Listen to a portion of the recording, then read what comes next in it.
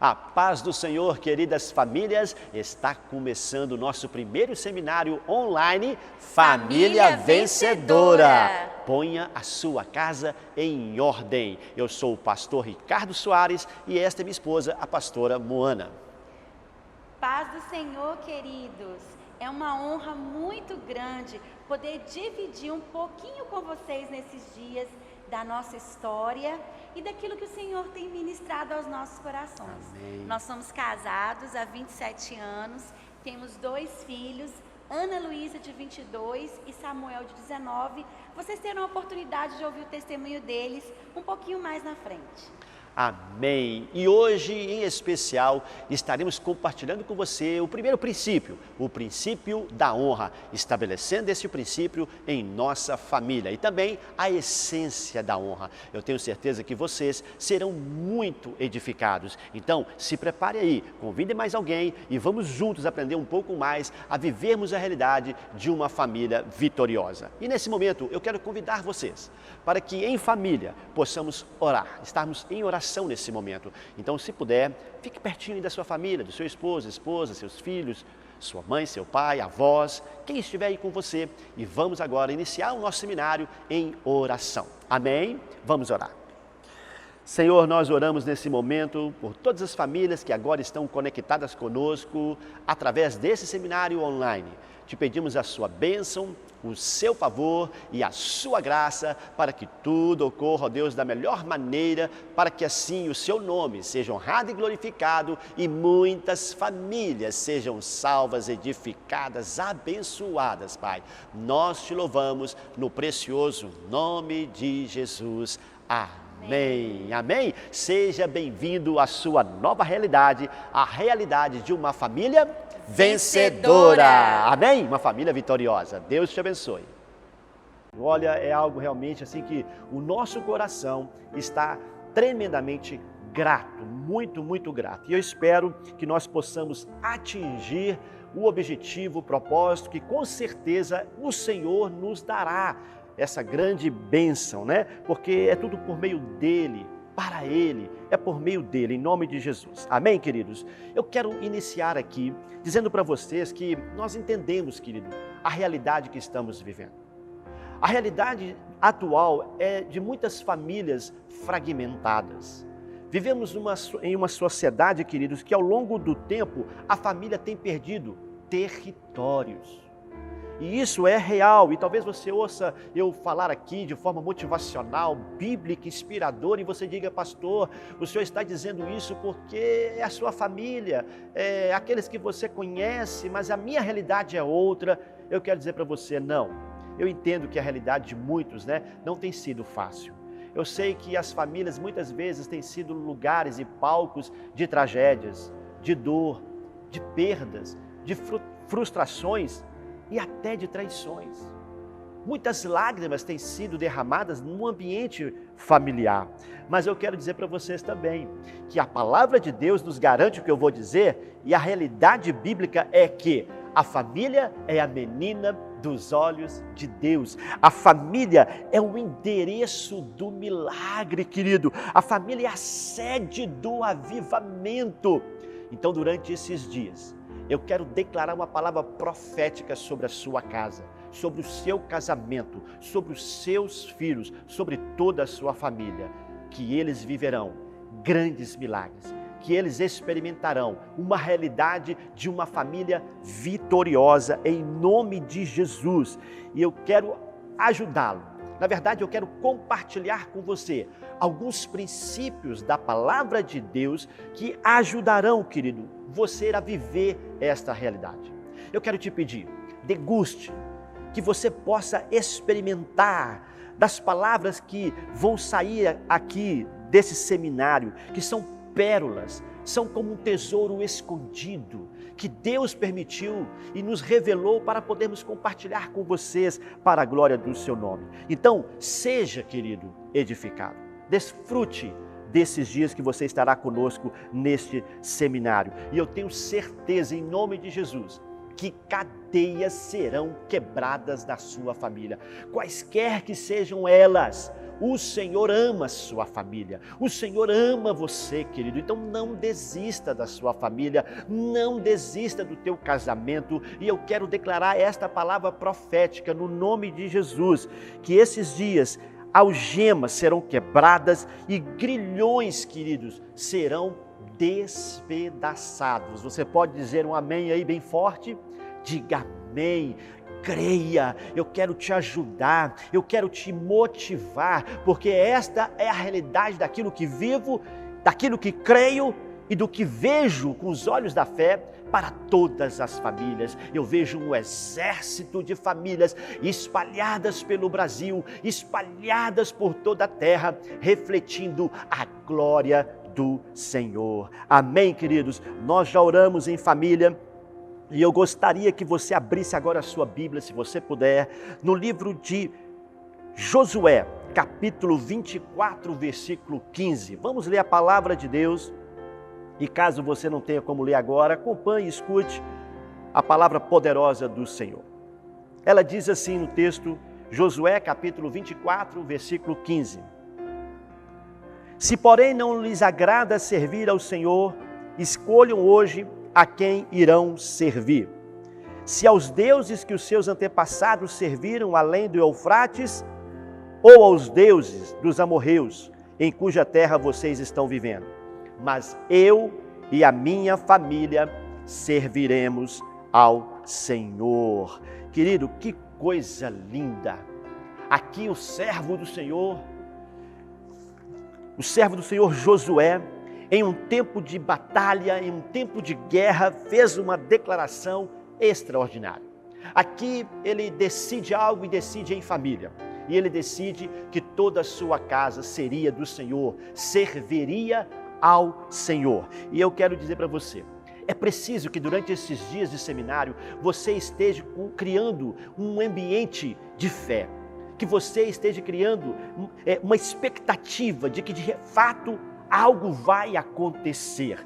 É preciso que você tenha uma santa insatisfação. Isso mesmo, uma santa insatisfação. Você não pode estar satisfeito com o que está vivendo, com a sua família, aquilo que está acontecendo. Nós queremos mais, nós queremos mais. É preciso ter uma insatisfação santa. E digo mais para vocês, uma indignação. Esteja indignado. Sabe por quê, queridos? Porque Deus ama a sua família. Ele ama você, Ele ama a sua casa. Eu não preciso estar aqui para dizer isso para você. Não precisa de um anjo descer do céu para falar para você que você é importante, que sua família é especial. Deus tem um desígnio para sua casa, Deus tem um propósito para você, e esse propósito é muito especial, é muito lindo, é eterno. Agora, querido, é preciso que eu e você apliquemos as verdades bíblicas. Se nós não aplicarmos as verdades da palavra de Deus, por mais que creiamos, por mais que estejamos até aceitando aquilo que estamos ouvindo, mas se não houver uma aplicação prática, tudo vai ficar apenas no esquecimento, vai ficar apenas no passado. Então eu quero motivá-lo, em nome de Jesus, homens, mulheres, jovens, que amam o Senhor, que amam a sua palavra, lutem por suas famílias. Lutem por todos aqueles que estão no seu relacionamento familiar. Não aceitem nenhum pensamento, nenhuma ideia que venha a ser o contrário daquilo que eu vou estar aqui falando acerca da palavra de Deus. Tem um outro texto que eu gostaria de ler, que está em 2 Coríntios, capítulo 10. 2 Coríntios, capítulo 10, no versículo de 3 a 5, diz assim: pois embora vivamos como homens, não lutamos segundo os padrões humanos. As armas com as quais lutamos não são humanas, pelo contrário, são poderosas em Deus para destruir fortalezas. Destruímos argumentos e toda pretensão que se levanta contra o conhecimento de Deus e levamos cativo todo o pensamento para torná-lo obediente a Cristo. Esses dias serão dias tão tremendos, onde a tua mente, querida, será levada cativa à mente de Cristo, aquilo que o Senhor pensa a seu respeito, aquilo que Ele pensa a respeito da sua família. O desígnio de Deus para a sua casa é torná-la uma família vencedora. Agora, para que isso aconteça, é preciso colocarmos a casa em ordem. Por isso que este livro é Família Vencedora, ponha a sua casa em ordem. Não dá para viver esta realidade de qualquer maneira. Não dá para viver esta realidade com a casa em desordem, não é mesmo? Talvez você esteja falando, pastor, a minha casa está uma desordem. Pastor, o senhor não tem ideia de como eu estou vivendo o meu casamento, o meu relacionamento familiar, a minha relação com os meus filhos. Eu quero dizer uma coisa para você, meu querido. A palavra de Deus tem uma promessa toda especial para os últimos dias. A palavra de Deus diz que o Senhor derramaria do seu Espírito sobre toda a carne, e que esse mover e essa ação do Espírito Santo traria uma conversão genuína. E sabe do quê? Dos corações dos pais para os seus filhos e dos filhos para os seus pais. Esses dias de seminário, Família Vencedora, serão dias de conversões. Conversões na família, conversões dos corações paternos, dos pais para os filhos e de seus filhos para os seus pais. Então, creia nisso, né? Agora, vamos pôr a casa em ordem. É isso que vamos fazer durante esses dias. E eu estarei aqui ministrando 5 princípios. 5 princípios que na nossa visão, revelação, naquilo que o Senhor me confiou e que eu escrevi, se tornou um livro, são os 5 princípios mais importantes e fundamentais para se viver a realidade de uma família vencedora, vitoriosa. E são esses princípios que, ao serem aplicados, estarão colocando a sua casa no seu devido lugar, em ordem. E eu quero usar um texto aqui, que apenas é como parte mais importante dele, inclusive, a frase, né? Põe a sua casa em ordem, que foi de onde eu também me inspirei para trazer o subtítulo do meu livro. Então, se você puder acompanhar, livro de 2 Reis, no capítulo 20, verso 1. 2 Reis, capítulo 20, verso 1. Diz o texto assim: naquele tempo Ezequias ficou doente e quase morreu. O profeta Isaías, filho de Amós, foi visitá-lo e lhe disse: assim diz o Senhor, ponha em ordem a sua casa, pois você vai morrer, não se recuperará. A história, muitos de vocês já conhecem, se passa com o rei Ezequias. Ezequias havia recebido o profeta em sua residência real e havia sido informado que ele iria morrer. Isso foi algo muito forte para ele. E ele, inclusive, começa a ter um choro, um lamento muito grande. E ele clama ao Senhor para que o Senhor lhe dê mais tempo de vida. O Senhor, segundo a sua graça e misericórdia, concede a ele 15 anos. 15 anos de vida, querido. Mas a palavra do Senhor ainda continuava: ponha a sua casa em ordem. Nós não sabemos ao certo realmente tudo sobre esse contexto e o texto. Alguns dizem que essa pôr a casa em ordem era a respeito do seu palácio, do seu governo, daquilo que ele estava realizando como rei. Mas a verdade, querido, é que depois ele tem um filho. Durante esse tempo que o Senhor acrescenta de vida, ele tem um filho, e esse filho se torna rei, Manassés. A palavra nos mostra e nos traz a realidade da vida dele, de que ele foi um dos piores reis que Israel teve. Ele cometeu atrocidades terríveis, como idolatria e assassinato, inclusive sacrificando seu próprio filho aos deuses, aos demônios.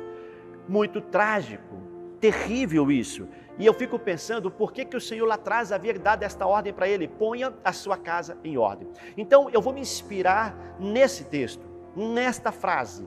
Foi de onde então Deus me trouxe essa realidade de que precisamos trazer ordem nas coisas. Tudo precisa de ordem para que possa progredir. A família precisa de ordem. Uma família bagunçada, uma família em desordem, não vai conseguir progredir. E serão dias então de trabalho, tá bom? Não há nada mágico, não há nada fantasia, cheios de fantasia, né? Isso é para os filmes de Hollywood. Mas nós, como Igreja do Senhor Jesus, somos chamados para trabalhar, para lutar pela fé, por nossas famílias, pelo reino do Senhor. Amém, queridos? Então, eu quero começar pelo primeiro princípio. Qual é o primeiro princípio? O princípio da honra. Grande parte dos problemas que acontecem conosco hoje dentro do ambiente familiar é porque, infelizmente, estamos vendo muita desonra acontecer. A desonra através dos relacionamentos entre pais e filhos, entre o esposo e a esposa, a desonra de várias maneiras e que, infelizmente, tem sido algo que tem se tornado comum na vida de muitas pessoas nas suas famílias. Então, agora eu pergunto, o que vem a ser honra? Por muito tempo eu fiquei com muito temor dessa questão da honra. Eu não compreendia o que era honra. Porque a honra muitas vezes para mim era algo que parecia mais com bajulação. Havia um jogo de interesses e eu não conseguia entender muito a respeito da honra. Então, quando você ouve, qual é o primeiro significado que vem para você no conceito da sua pessoa? O que você pensa sobre honra? Honra, segundo o grego, significa fixar valor, estimar, reverenciar. Quando honramos alguém, nós estamos valorizando essa pessoa, nós estamos reverenciando essa pessoa, nós estamos estimando esta pessoa. A palavra de Deus no livro de Romanos, capítulo 13, verso 7, fala que nós temos que dar honra, devemos dar honra a todos os que sejam dignos dela. O texto diz, dê em cada um o que lhe é devido, se honra, honra. Romanos 13, 7. Honra é bíblico e a palavra de Deus fala que nós devemos dar honra a todos que sejam dignos dela. E eu pergunto, queridos, quem é digno da honra? Nós temos primeiramente Deus, em Malaquias 1:6. Devemos honrar ao Senhor. O Senhor é digno de toda honra. Quem mais nós temos que honrar? Aos irmãos em Cristo. 1 Coríntios, capítulo 12, versos 22 a 23. Devemos honrar aos irmãos em Cristo. Quem mais? As autoridades. E por aí, querido, nós poderíamos citar tantas outras pessoas que devem ser honradas e são dignos de honra, como por exemplo as viúvas, os idosos, os empregadores, as autoridades seculares. A palavra de Deus fala que todos eles são dignos e merecem honra. Mas e a família? O que a família o que a Bíblia fala sobre honrar a família? Lá em Efésios capítulo 6, no versículo 1 a 4, diz assim: filhos, obedeça a seus pais no Senhor, pois isto é justo. Honra teu pai e tua mãe, este é o primeiro mandamento com promessa, para que tudo te corra bem e tenhas longa vida sobre a terra. A palavra de Deus nos orienta que os filhos devem honrar os seus pais, e é um mandamento que tem promessa e que faz a vida se alongar, ou seja, tem uma vida longa. A palavra também, 1 Pedro 3,7, fala para os maridos: maridos, vocês sejam sábios no convívio com suas mulheres, tratem-as com honra, como parte mais frágil, co-herdeiras do dom da graça da vida, de forma que não sejam interrompidas as suas orações. Olha só, queridos, que coisa séria. Até as orações podem ser impedidas na relação conjugal entre homem e mulher, no caso de marido e esposa, se o marido não tratar a mulher com honra. A palavra diz aqui que ela é uma parte mais frágil e, infelizmente, muitas pessoas traduzem de forma errônea esse texto e essa frase. O que a palavra está dizendo não é que a mulher é fraca. A mulher não é fraca, a mulher é forte. A mulher foi criada por Deus com o seu papel e o seu próprio valor. O que diz aqui o texto é que a mulher ela tem uma delicadeza. É um vaso de delicadeza, de porcelana. Ela é forte, mas ela tem o seu papel e o seu lugar de honra como uma porcelana, embelezando a família. E a palavra de Deus diz que os maridos devem honrar, portanto, as suas esposas. Os maridos devem honrar as esposas. Também fala da esposa. Nós podemos ler em Efésios capítulo 5, versículo 22. Diz a palavra do Senhor: esposas, obedeçam a seus maridos como vocês obedecem ao Senhor.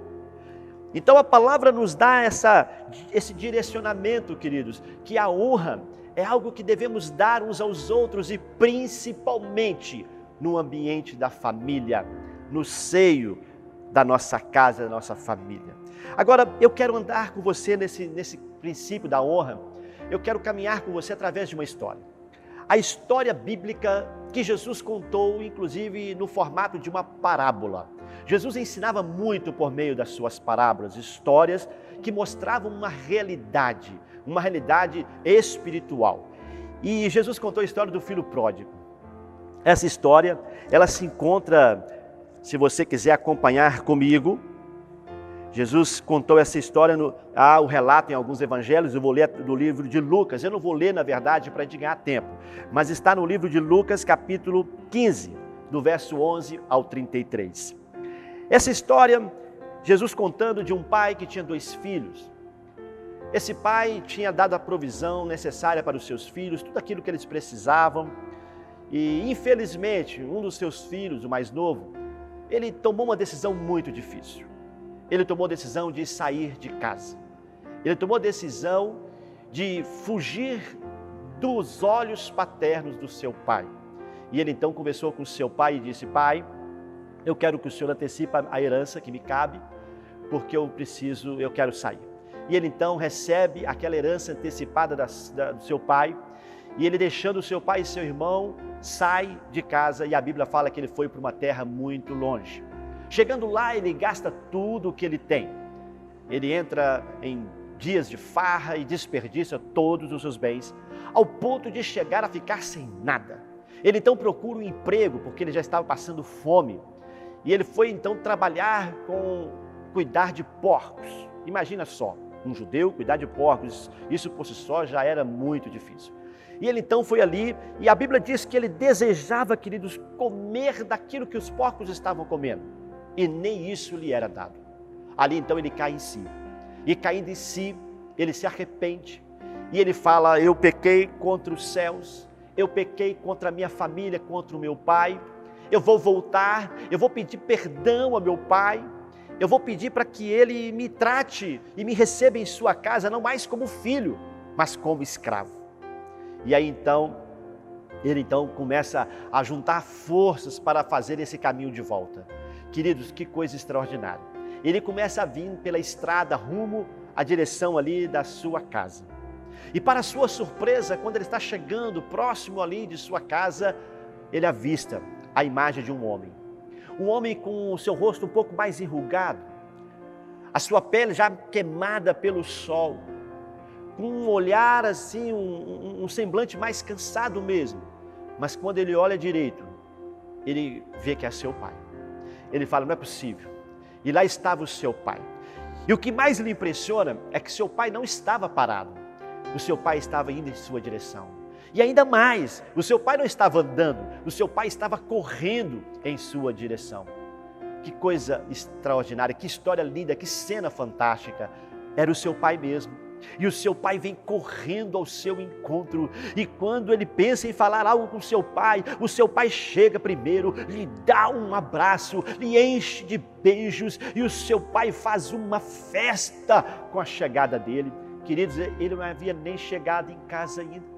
Ele estava no caminho, mas o seu pai não espera. O seu pai faz uma loucura, porque na cultura judaica, um ancião correr desse jeito não é muito fino, não é muito educado, mas ele faz isso, ele corre, ele abraça o filho, e ali abraçado, quem sabe cheio de lágrimas, um e o outro, e o menino começa a querer falar algo com ele: pai, eu pequei, pai, eu fiz isso, pai, e o pai fala: não, pai, não dá atenção para ele. Sabe por quê, querido? Porque o pai tem aliança com aquele menino, o pai tem aliança com a sua família, o pai tem aliança com o Senhor, e de repente o pai o leva para dentro de casa, e o mais surpreendente é que o pai faz uma festa, querido. O pai faz uma festa, ele traz ali banda musical, ele manda matar um animal para fazer um churrasco, ele traz roupas novas, querido. Que coisa extraordinária, que coisa linda, que cena fantástica.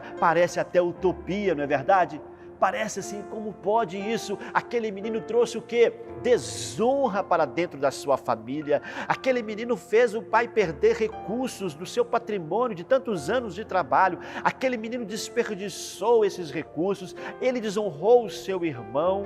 Aquele menino trouxe vergonha para dentro da sua casa. Quantos vizinhos talvez tenham pensado: o que esse rapaz fez? loucura que ele fez e de repente então ele é recebido desta maneira. Eu te pergunto, o que você pensa disso? O que você acha dessa história? Aquele menino, aquele filho, era merecedor desta honra? Pense aí, ele merecia esta honra? Não. Se nós olharmos, querido, por meio da lente da meritocracia, ele não merecia a honra.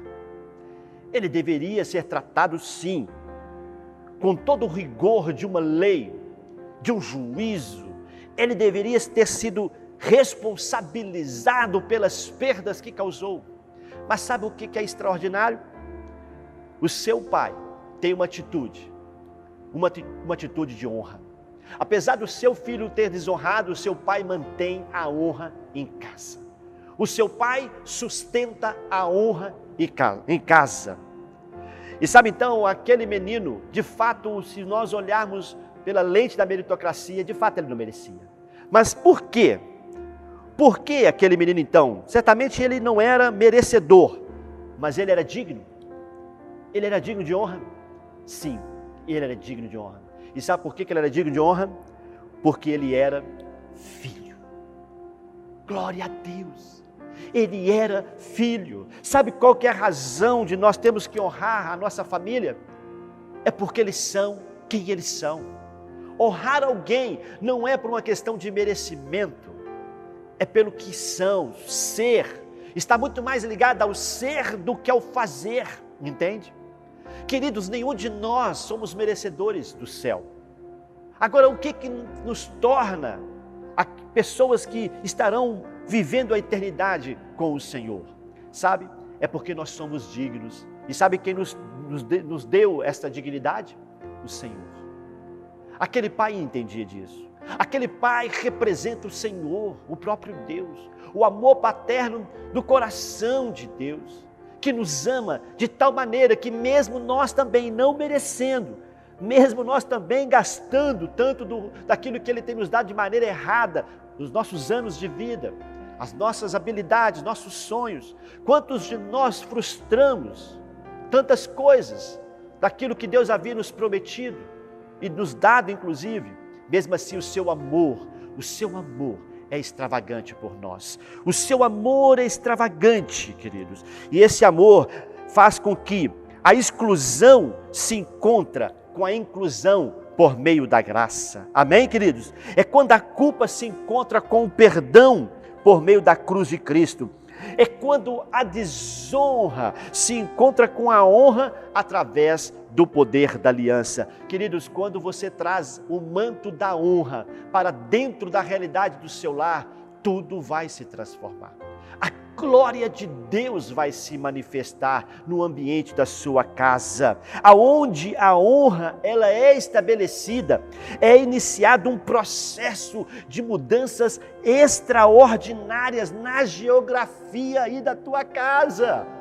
Eu creio nisso. Enquanto você está ouvindo esta mensagem, enquanto você está aí crendo, dizendo amém, eu quero dizer para você, o céu já está se movendo em sua direção.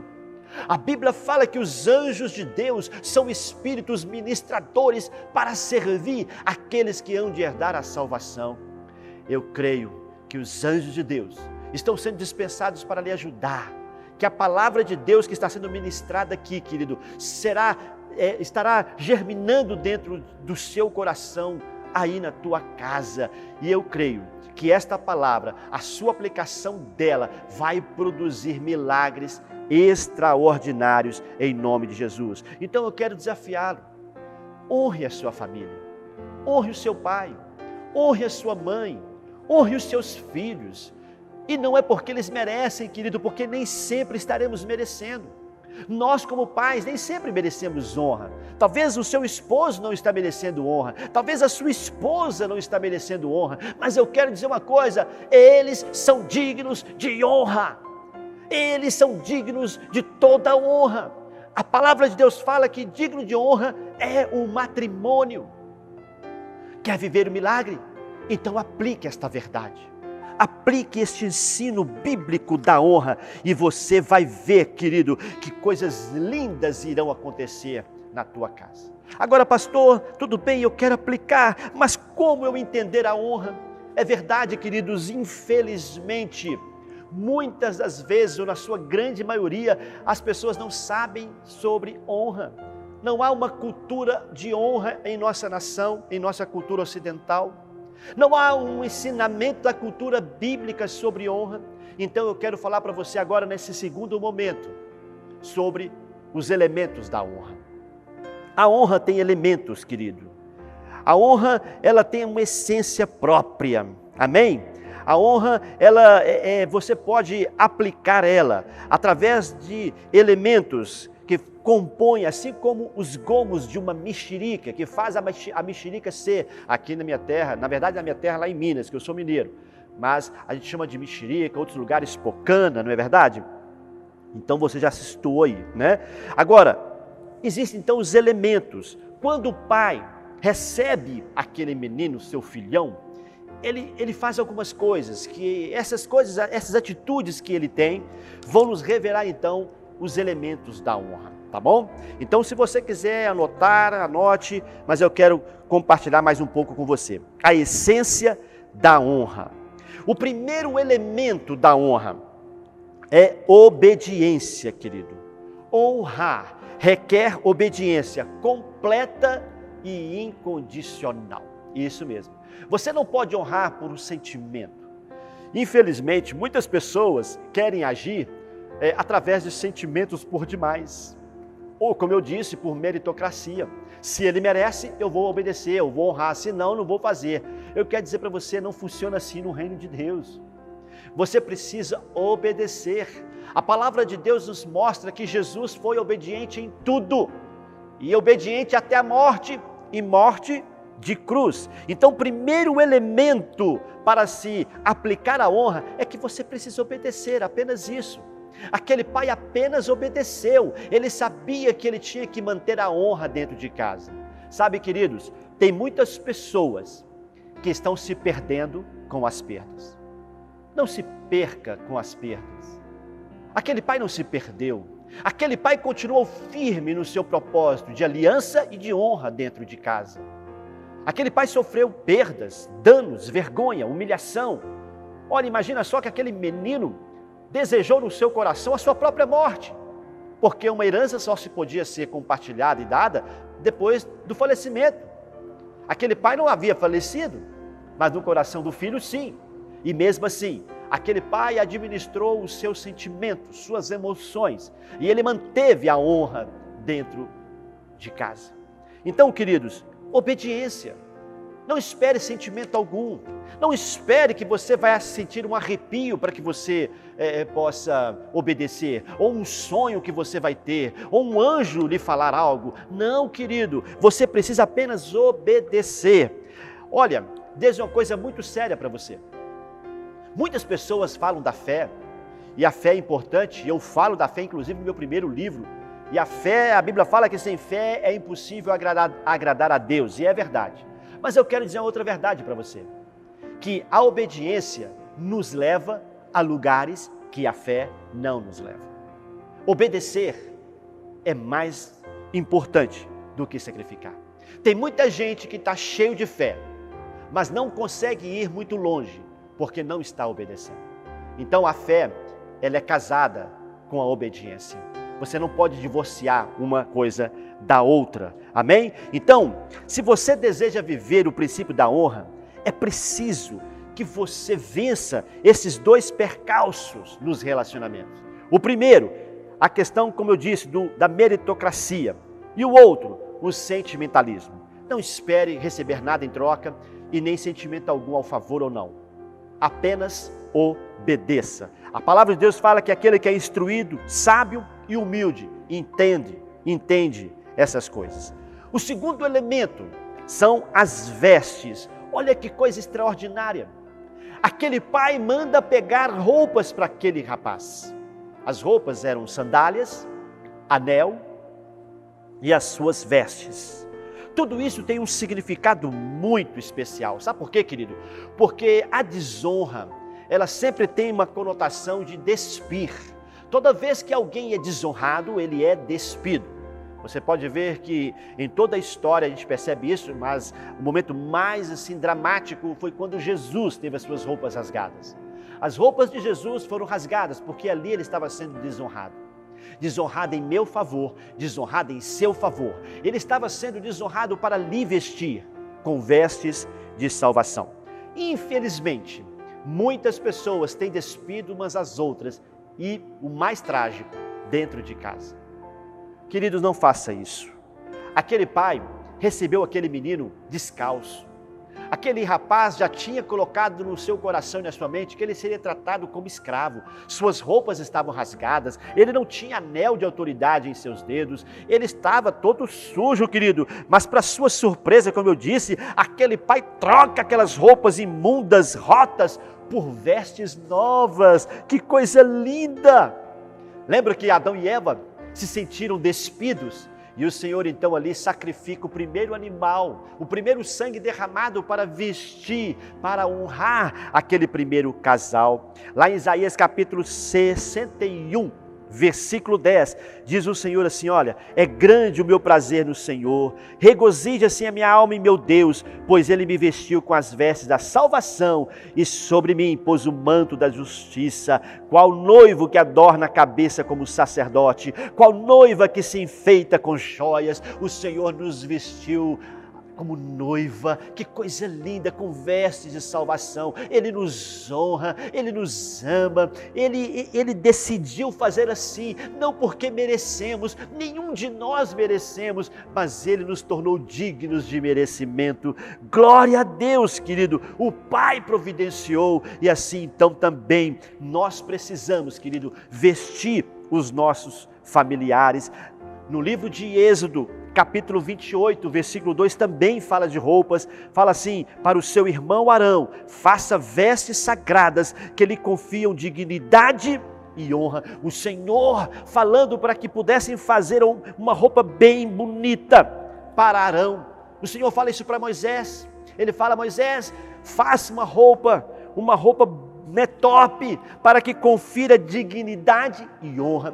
Quando falamos de roupa, estamos falando de dignidade, estamos falando de honra. Então aquele pai sabia sobre essa essência da honra. Aquele pai então ele trabalha esta realidade, ele veste uma roupa, traz a roupa, mas ele faz uma outra coisa, ele coloca as sandálias nos seus pés. Queridos, um andarilho, ele anda descalço. Porque o andarilho, ele vai para qualquer lugar, ele não tem um lugar certo. Aquele menino estava vivendo já como andarilho. Aquele menino estava se sentindo e se vendo como escravo. Mas aquele pai não viu assim. Aquele pai o olha e o vê como filho. Porque não tem esse pai e esse filho. E ele olha e fala: é meu filho. Não importa como ele está, mas ele é meu filho. E aquele pai traz uma nova história, ele ressignifica a vida daquele rapaz, e ele põe roupa e põe sandália. A sandália, querido, quando um escravo naquela época, em geral, não se usava sandálias, eles ficavam descalços, era uma desonra. Aquele pai não aceitou isso na vida do seu filho, ele traz sandálias, assim como o Senhor fez comigo e com você. Ele nos deu sapatos, lembra? Da preparação do Evangelho da paz. Queridos, que coisa linda. O Senhor te honra, o Senhor me honra. A palavra lá em Apocalipse, capítulo 6, no verso 11, diz assim: então cada um deles recebeu uma veste branca, foi-lhes dito que esperasse um pouco mais, até que se completasse o número dos seus conservos e irmãos, que deveriam ser mortos como eles. Então eles receberam vestes brancas. Roupa é honra, roupa é dignidade. Meu querido, em nome de Jesus, não dispa os seus familiares, não os desonre nesse nível, jamais. Quantas pessoas estão falando mal dos seus familiares para os outros? Nós temos programas de televisão no Brasil que fazem esse papel, querido. Se você olhar algumas tardes aí de programas, né, você fica assim horrorizado, porque eles estão brigando diante das câmeras de televisão, um despindo o outro, um brigando com o outro. Que coisa triste. Não é assim que se deve fazer. Eu quero desafiá-lo nesses dias. Tome uma postura diferente. Em nome de Jesus, não aceite Não aceite viver esta realidade de desonra na sua casa. Mantenha a honra. Lembra que quando Davi, querido, teve um ato ali, quando ele estava sendo perseguido por Saul, ele vai dentro de uma caverna, Saul está lá dormindo, e ele vai e ele corta um pedaço da roupa de Saul, apenas um pedacinho. Ele volta muito chateado, ele cai em si, fala, não devia ter feito isso.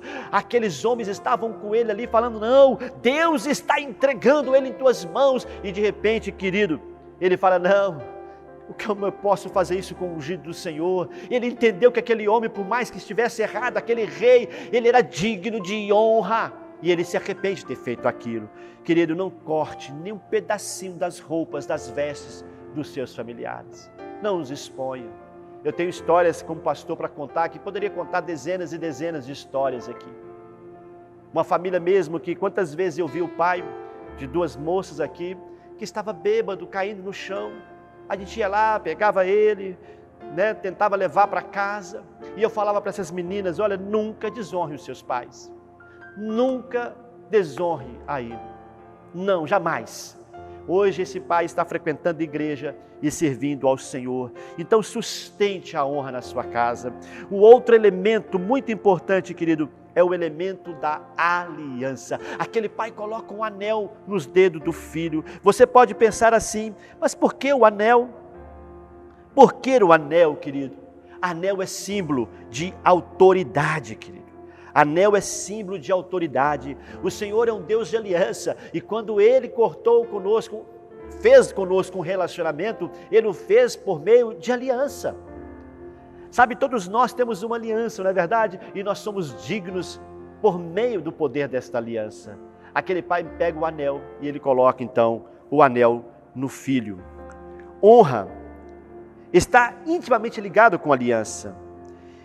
E um dos fatores mais terríveis que acontece, querido, quando nós estamos desonrando, é que nós também quebramos a aliança. Muitos dos relacionamentos que hoje são superficiais, descartáveis, relacionamentos líquidos, que não duram, é porque na verdade eles não são construídos no poder da aliança. As pessoas estão vivendo juntas, elas estão se relacionando umas com as outras dentro de casa, mas elas não estão vivendo num relacionamento de aliança, não. Infelizmente, estão vivendo relacionamentos coisificados. Estão vivendo relacionamentos, lidando uns com os outros como se fossem até coisas, querido. Não é assim. Aleluia. O caminho da honra, ele é pavimentado pelo poder desta aliança. Então, se aquele pai não tivesse colocado este anel no dedo daquele rapaz, ele estaria sendo estigmatizado para o resto da vida. Pelo ceticismo, ou seja, aquelas pessoas ali do seu círculo de ambiente, sejam ele até familiar, como outros, não acreditariam nele. Sempre iriam colocar sobre ele esse estigma de que você é o filho que roubou, você é o filho que deu prejuízo a seu pai, você é o filho que desonrou seu pai. É um filho de desonra, de irresponsabilidade. Mas o pai então pega aquele anel como símbolo da restauração do relacionamento familiar paterno. Glória a Deus, querido, que coisa linda, que coisa mais especial, querido. Você precisa criar esse ambiente na sua casa, dignificando os seus entes queridos, querido. Amém? Posso ouvir um amém aí, em nome de Jesus? Na verdade não posso, mas faz um amém aí. Dá glória a Deus, entenda que o que eu estou dizendo é uma verdade, amém? E para encerrar, o último elemento, sacrifício, querido. Toda honra tem o seu valor, o seu preço, e do qual nenhum de nós estamos dizendo. A desonra também tem preço, assim como a honra. Sacrifício, ofertas, dádivas, disponibilidade, são ações que na prática vão atestar a nossa honra familiar. O quanto que você está pagando pela sua família, qual o valor que a sua família tem para você. Infelizmente muitos têm colocado um preço tão baixo para o seu relacionamento familiar. Eu te pergunto, que preço você está disposto a pagar pelo seu cônjuge, pelos seus filhos, pela sua família? Sabe, queridos, muitas pessoas confundem o sacrifício daquilo que é obrigação com honra.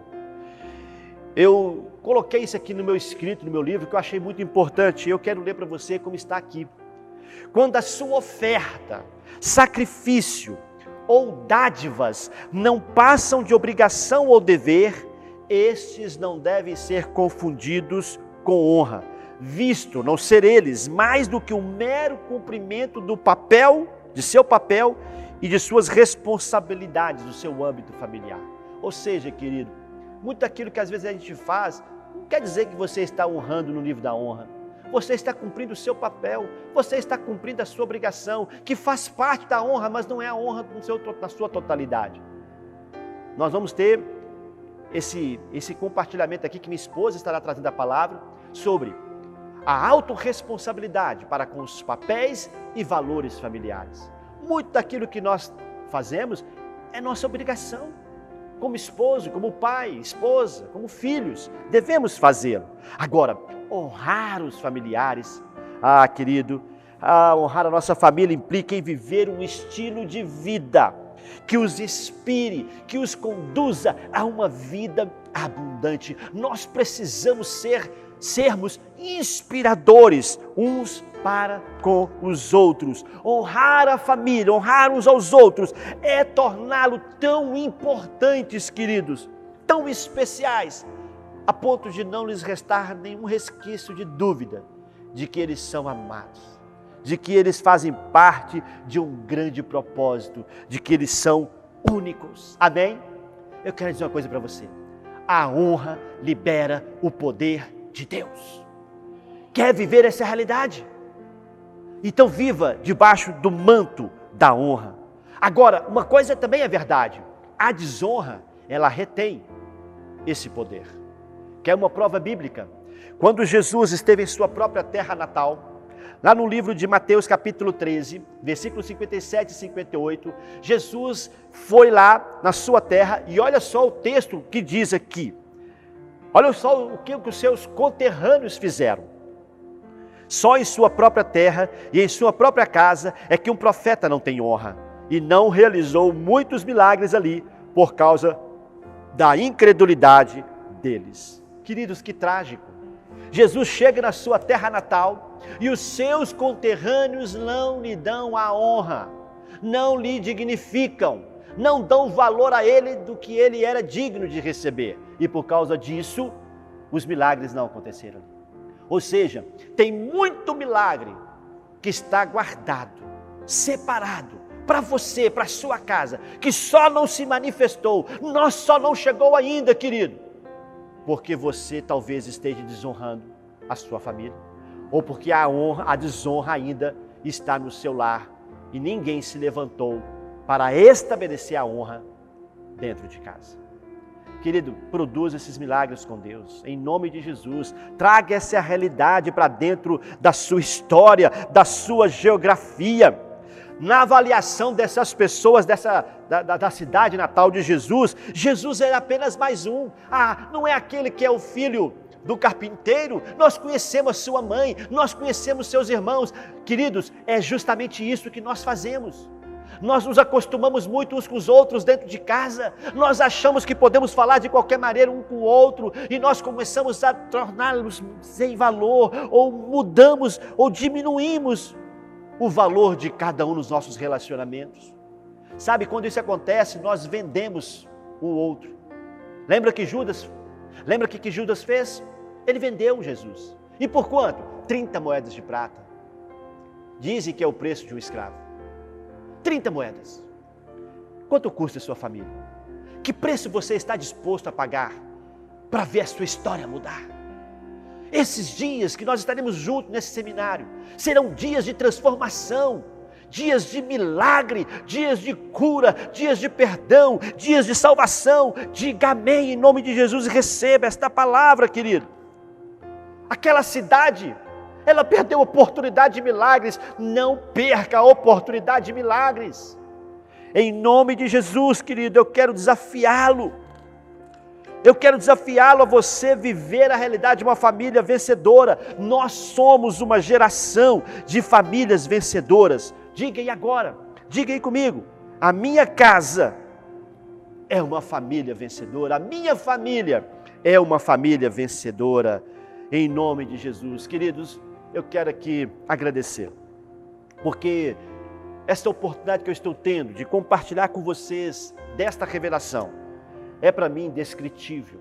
E quero dizer para vocês que amanhã será melhor, porque Deus irá fazer e continuará fazendo coisas extraordinárias. Eu quero te animar, faça um jejum, jejue amanhã, jejue depois no último dia também. Coloque a sua casa diante do Senhor, pega um retrato da tua família e comece junto comigo, vamos orar pela sua família, vamos levantar um clamor pela sua casa, porque eu tenho certeza que você depois vai escrever, você vai testemunhar e vai contar que você e sua casa servem ao Senhor e são família vencedora em nome de Jesus. Amém? Glória a Deus. Vamos orar? Vamos orar. Se você puder, novamente, vamos encerrar também em família. E eu queria dizer, se você estiver sozinho, talvez você ouviu tudo sozinho e você falou, pastor, não tinha ninguém, eu quero te animar e dizer para você que você tem sim. Porque Deus é família. E Ele subsiste e vive em família. O Pai, o Filho e o Espírito Santo. Então, Ele está aí com você. Amém? Então você não está sozinho. Vamos orar? Senhor, eu quero te agradecer, ó Deus, nesse dia. E te louvar porque até aqui o Senhor tem nos sustentado. Obrigada, Jesus. E nós estamos aqui, ó Deus, declarando que é possível viver a realidade de famílias vitoriosas. E eu declaro em nome de Jesus que cada um que ouviu esta palavra, outros que irão ouvir, ó Deus, não serão mais os mesmos. Suas vidas, sua família. Eu creio, ó Deus, que eles estabelecerão o princípio da honra dentro de casa. E eles viverão uma geografia de milagres. Aleluia.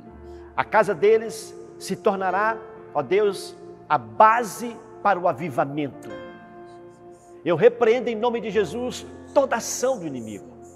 E nós agora, pela oração, declaramos em nome de Jesus que nenhuma arma forjada contra a tua casa, contra a tua família, prevalecerá. Em nome de Jesus, é a nossa oração. Amém. Deus te abençoe. Em nome de Jesus, até amanhã.